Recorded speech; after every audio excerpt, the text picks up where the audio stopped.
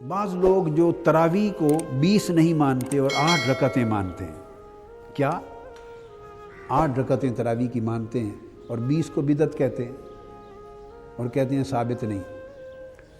اب 8 رکعتیں تراویح، کیا ایک بات یاد رکھ لیں، کسی حدیث صحیح سے 8 رکعت تراویح سرے سے ثابت نہیں ہے، نہ صحیح سے نہ ضعیف سے۔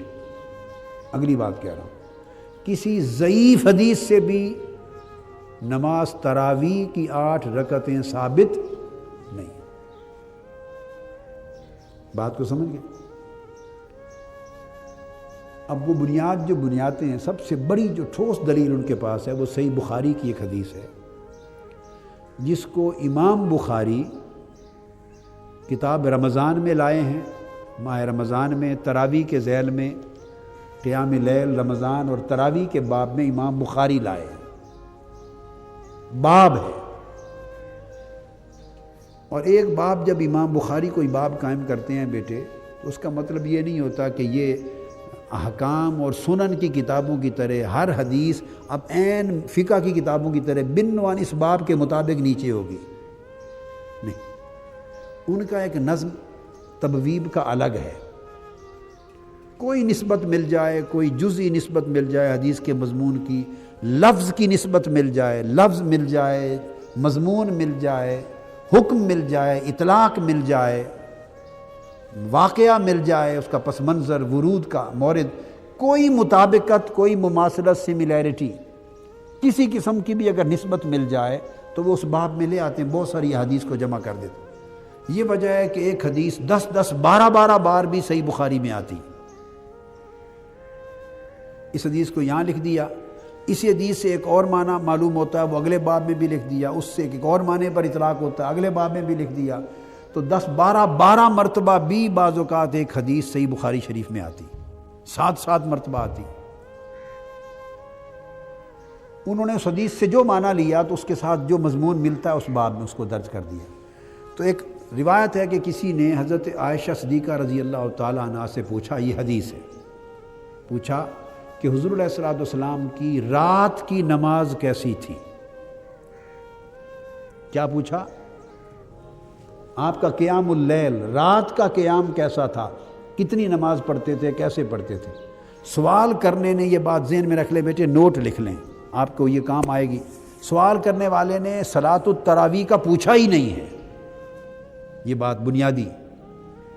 سائل نے اپنا سوال صلاۃ التراویح کے بارے میں بولیے پوچھا ہی نہیں ہے، انہوں نے تو رات کی نماز کا پوچھا ہے، انہوں نے تو صلاۃ تہجد کا پوچھا ہے حضور علیہ الصلوۃ والسلام کے بارے میں، رات کا قیام کیسا تھا۔ تو وہ بیان چلا آ رہا ہے، تو وہ پھر حضور کے تہجد کے لیے انہوں نے پوچھا، سوال یہ کیا، انہ سأل عائشہ رضی اللہ تعالی عنہا کیف کانت صلاۃ رسول اللہ صلی اللہ علیہ وسلم فی رمضان۔ یہ میں آگے آپ کو بتاؤں گا کہ پھر رمضان میں حضور علیہ الصلوۃ والسلام کی نماز کیسے ہوتی تھی، نماز تہجد۔ حضرت عائشہ صدیقہ رضی اللہ عنہ، نماز تہجد کیسے معلوم ہوا وہ بتاتا ہوں۔ عائشہ صدیقہ رضی اللہ تعالیٰ عنہ جواب دیتی ہیں، ما کان یزید فی رمضان ولا فی غیرہا علی 11 رکعۃ، کہ رمضان میں بھی اور رمضان کے علاوہ باقی 11 مہینوں میں بھی حضور علیہ الصلوۃ والسلام پورے سال کے کسی مہینے میں بھی 11 رکعتوں سے زیادہ نہیں پڑھتے تھے۔ تو کون سی نماز ہوئی؟ تراویح تو صرف رمضان میں ہوتی ہے، 11 مہینوں میں تو۔ حضرت عائشہ صدیقہ رضی اللہ تعالیٰ عنہ نے بھی یہی سمجھا کہ یہ صلاۃ التراویح کا نہیں پوچھ رہا۔ اگر وہ سوال سائل کی بات سے یہ سمجھتی کہ یہ نماز تراویح کا پوچھ رہا ہے تو ولا فی غیرہا بولیے نہ فرماتی، چونکہ صلاۃ التراویح تو غیرہا میں ہے ہی نہیں، غیر رمضان میں، رمضان کے علاوہ باقی 11 مہینوں میں تو ہوتی ہی نہیں ہے۔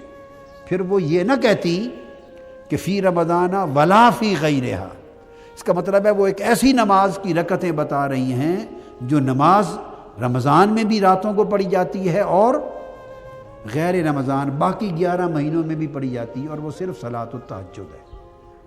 یہ جواب دیا، پھر 4 پڑھتی، پھر 4 اور پھر اس کے بعد آگے وطروں کا ذکر ہے سارا۔ اب یہ جو میں بتانا چاہتا ہوں، امام بخاری نے یہ حدیث، اب حدیث کے متن میں تو سرے سے تراویح کا ذکر ہی نہیں، نہ سوال میں، اور جواب نے تو تصریح کر دی ہے، جواب نے تو تصریح کر دی ہے کہ یہ ہے ہی وہ نماز جو پورا سال پڑھی جاتی ہے، وہ تہجد ہے۔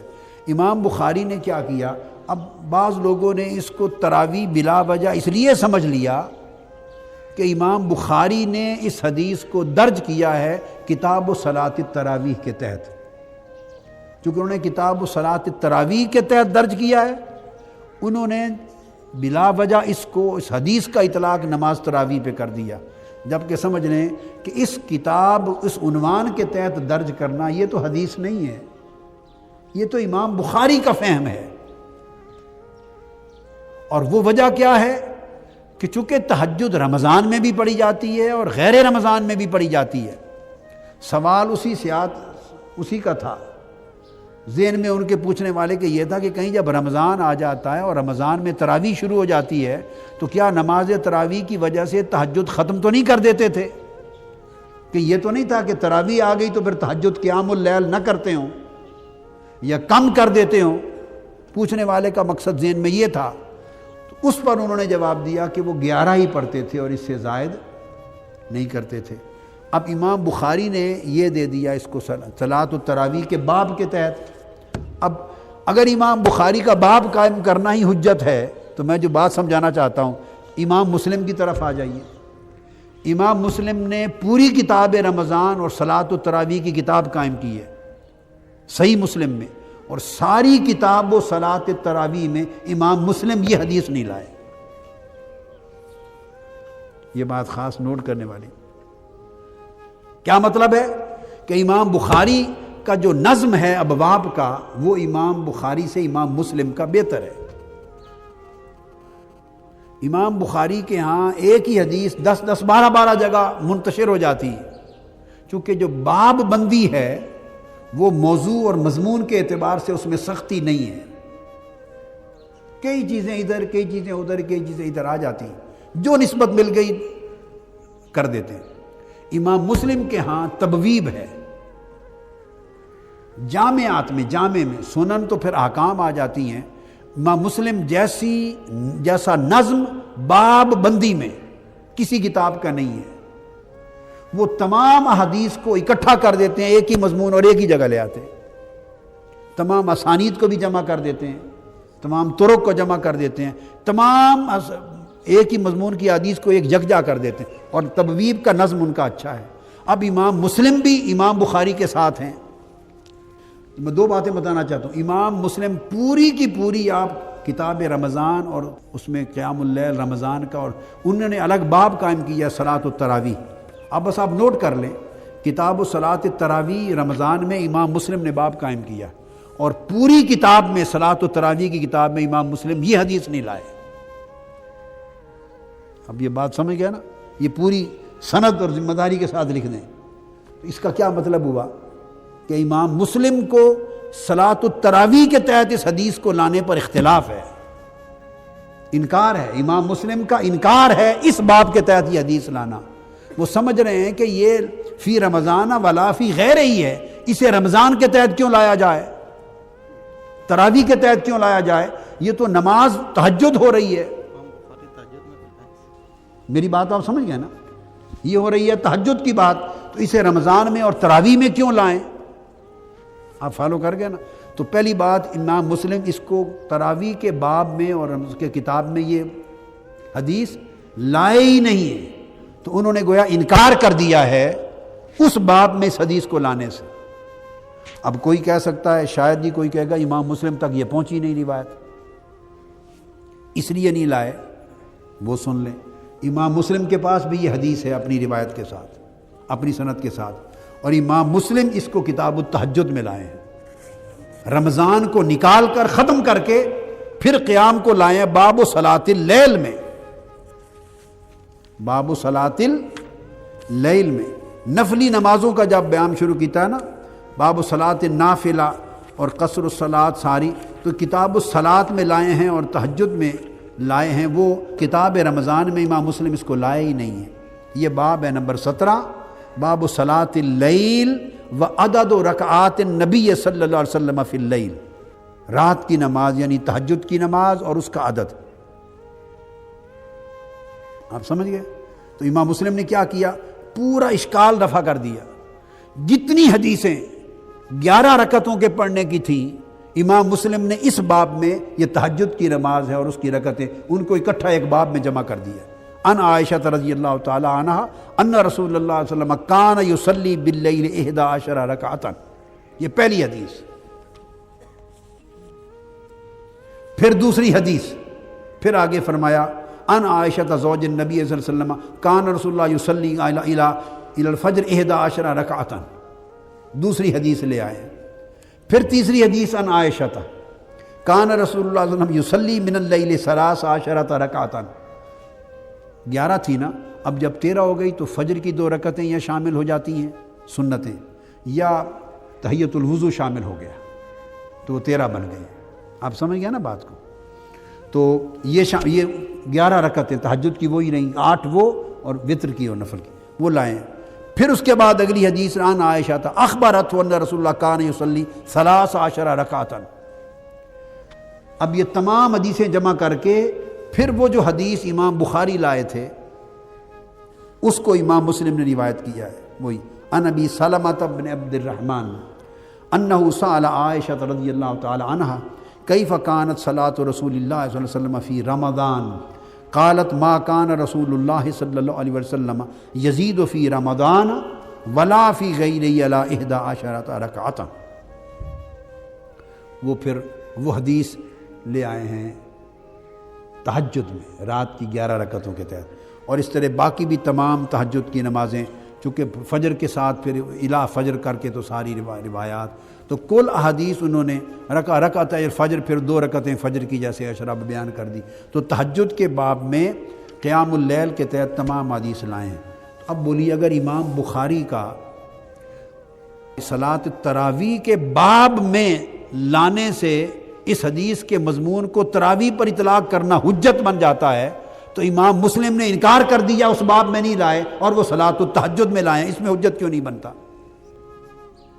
وہ ان کا اجتہاد تھا، یہ امام مسلم کا اجتہاد ہے، اور انہوں نے دلیل میں ساری حدیثیں جمع کر دی ہیں کہ تمام کی تمام حدیثیں غیر از رمضان ہیں، جو رمضان سے متعلق نہیں ہیں، اور وہ ساری حدیثیں جب ایک ہی مضمون کی ہیں تو یہ حدیث اس طرف کیسے چلی جائے گی، اسی مضمون سے متعلق ہے۔ تو آپ نے دیکھا کہ باب اور ہے، باب سے انہوں نے پکڑ لیا، مضمون حدیث کو نہیں دیکھا۔ تو اگر وہ سند ہے تو یہ امام مسلم کی میں نے آپ کو سند دی ہے، کہ ایک تو میں نے امام مسلم کا بتایا کہ وہ صلاۃ التراویح میں نہیں لائے، اور دوسرا بتایا کہ قیام اللیل تہجد میں لائے ہیں۔ اب امام بخاری کا آ جائیے، امام بخاری کا اجتہاد بھی وہ صلاۃ التراویح نہیں ہے، امام بخاری نے بھی اس نماز سے مراد صلاۃ التراویح، یہ ان کا بھی اجتہاد نہیں ہے، یہ تو آج کے لوگوں نے خود اجتہاد بنا لیا ہے۔ امام بخاری کا تو ایک انداز ہے، ایک نظم ہے ابواب کا، وہ تو چونکہ رات کی نماز کا پوچھ رہا تھا سائل، اور اس نے پوچھا تھا رمضان میں کیسی پڑھتے تھے، کہ کہیں ایسا تو نہیں کہ ماہ رمضان میں رات کی نماز یعنی تہجد کے معمول اور رکعتوں میں تبدیلی آ جاتی ہو۔ تو چونکہ رمضان کا نام لے لیا سائل نے، تو امام بخاری نے لفظ رمضان کی وجہ سے ادھر ڈال دیا۔ اب اگر امام بخاری اس کو صرف نماز تراویح پر معمول کرتے تو پھر وہیں رکھتے، اب خود امام بخاری اس کو دوسرے مقام پر کتاب التہجد میں بھی لے آئے ہیں۔ آئیے یہ بخاری شریف، اسی بخاری میں امام بخاری خود یہی حدیث کتاب التہجد میں بھی لے آئے ہیں، اور یہاں عنوان کیا تھا وہی قیام النبی صلی اللہ علیہ وسلم باللیل فی رمضان و غیرہ، وہی حدیث کتاب التہجد ہے۔ یہ بخاری کتاب التہجد باب 16 حدیث نمبر 1147 1147، وہی انہ سأل عائشہ رضی اللہ عنہا کیف کانت صلاۃ رسول اللہ فی رمضان، فقالت ما کان رسول اللہ صلی اللہ علیہ وسلم یزید فی رمضان ولا فی غیری العہد عشرۃ رکعۃ، میں پوری حدیث اس میں آ گئی۔ تو امام بخاری بھی اس کو کتاب التہجد میں لائے ہیں۔ تو اب اس مسئلے کو یوں ہوگا کہ امام بخاری دو جگہوں پر لائے۔ امام بخاری اس کو رمضان میں صلاۃ التراویح قیام، وہ بھی قیام اللیل کی وجہ سے ادھر بھی لائے اور کتاب التہجد میں بھی لائے، اور امام مسلم وہاں لانے سے انکار کر دیا، صرف کتاب التہجد میں لائے۔ تو پلڑا کس طرف بڑھ گیا ائمہ حدیث کا؟ تہجد پر اس حدیث کا آنا متفق علیہ ہو گیا، یہ بات اگلی بتانا چاہیے۔ اس کا صلاۃ التہجد ہونا یہ بخاری مسلم کا متفق علیہ ہو گیا، آپ میری بات سمجھ گئے؟ اور اس کا رمضان میں صلاۃ التراویح کے تحت ہونا، وہ بھی تراویح مراد نہیں، اس میں صرف روایت کرنے میں امام بخاری تنہا رہ گئے، اس میں تفرد ہوا، اس میں متفق علیہ ہو گئے۔ تو کون سا موقف وزنی ہے جس کے اوپر دونوں کا اتفاق ہوا کہ یہ کتاب التہجد کی بات ہے؟ یہ کتاب التہجد کا لکھ لیا۔